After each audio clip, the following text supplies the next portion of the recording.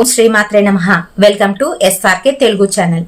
మరి ఈ రోజు మనము తమ్నైల్లో చూసారు కదండి, ఎవరైతే మిమ్మల్ని బాగా బాధ పెడుతున్నారో, అత్తమామలు కావచ్చు, ఆడపడుచులు కావచ్చు, బావమరుదులు కావచ్చు, వీళ్ళందరినీ కూడాను చెక్ పెట్టేందుకు మనం చక్కటి ఒక మంత్రాన్ని అయితే జపించవచ్చు. మరి ఈ మంత్రము ప్రత్యేకించి రేపటి రోజున అంటే ఏప్రిల్ 24, 2026 శ్రీ బగళాముఖి అమ్మవారి జయంతి.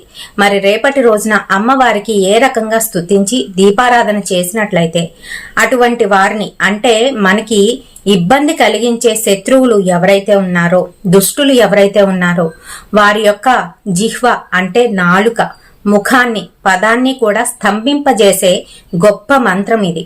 మరి ఈ మంత్రాన్ని ఏ విధంగా జపించాలి, మనము దీపారాధన ఏ విధంగా ఎప్పుడు చెయ్యాలి అనే దాని గురించి అయితే తెలుసుకుందాము.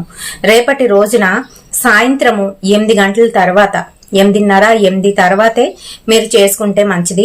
అమ్మవారి ఎదుటన నేతి దీపాన్ని అయితే వెలిగించాలి. పసుపు రంగు ఒత్తులు వేసి దీపాన్ని అయితే వెలిగించండి. ఇంకా అమ్మవారి మంత్రము స్క్రీన్ లోనైతే ఇస్తాను, ఏ విధంగా ఉంది అనేది చూడండి. అలాగే 108 సార్లు ఈ మంత్రాన్ని అయితే జపించండి. ఎక్కువేమీ కాదు, మీకు ఒక అరగంటలోనైతే ఈ మంత్రము పూర్తి అవుతుంది. దీంతో పాటుగా అమ్మవారికి సంబంధించిన ముద్ర అయితే చూపిస్తాను, చూసేయండి. ఈ ముద్రను వేసుకొని ఈ మంత్రాన్ని 108 సార్లు ఎవరైతే జపిస్తారో అటువంటి వారికి ఖచ్చితంగా అమ్మవారు ప్రసన్నురాలయ్యి వారి యొక్క శత్రువులు ఎవరైతే ఉంటారో వారి జిహ్వ, ముఖం, పదం అన్నింటినీ కూడా స్తంభింపజేస్తుంది.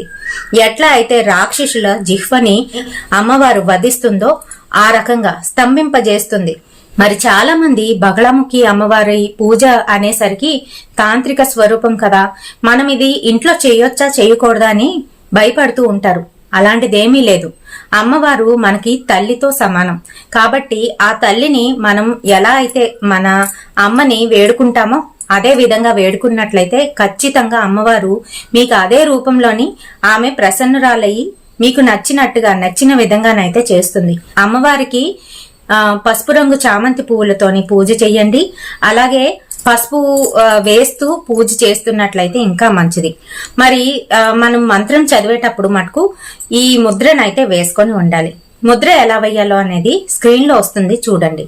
శ్రీ బగళాముఖి మూల మంత్రంతో పాటు మన చేతులని ఈ రకంగా ముడిచి, 2 చేతులని ఇలా ముడిచి దగ్గర పెట్టి 2 బొటన వేళ్ళని అతికిస్తూ ఈ రకంగానైతే మనం ముద్రనైతే వేసుకొని ఉంచాలి, ఆ మంత్రం చదివినంతసేపు కూడాను. మరి మంత్రం ఏ విధంగా ఉన్నది స్క్రీన్లో వస్తుంది, చూడండి. ఇప్పుడు మూలమంత్రం చూడండి. ఓం హ్లీం బగళాముఖి స్వాహ.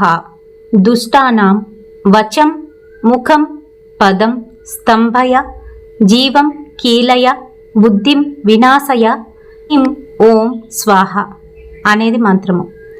శత్రువుల వచం, ముఖం, పదం స్తంభించిపోతుంది. దాంతోపాటుగా బుద్ధి కూడా నాశనం అవుతుంది. మరి ఇది పవర్ఫుల్ మంత్రం, తప్పకుండా చెయ్యండి. మరి మంత్రము ముద్ర వేసి ఖచ్చితంగా మీరు నేను చెప్పిన విధంగా చెయ్యండి. తప్పకుండా మీ ఇంట్లోని ఏవైతే ఇబ్బందులు పడుతున్నారో ఆ ఇబ్బందుల నుంచి అయితే బయటపడగలుగుతారు.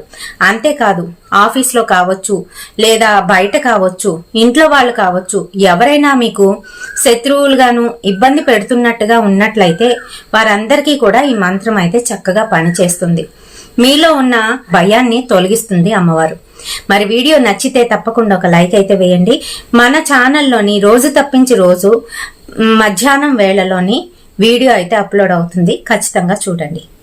సరికొత్త వీడియోతోని మళ్ళీ మీ ముందుకైతే వచ్చేస్తాను. అంతవరకు స్వస్తి.